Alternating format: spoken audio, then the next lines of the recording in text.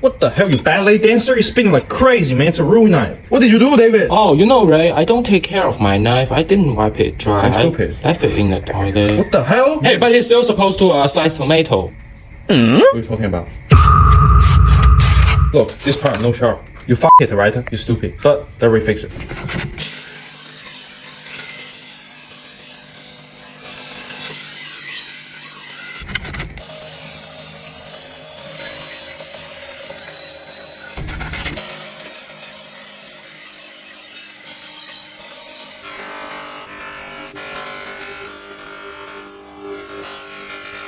Knife refurbished.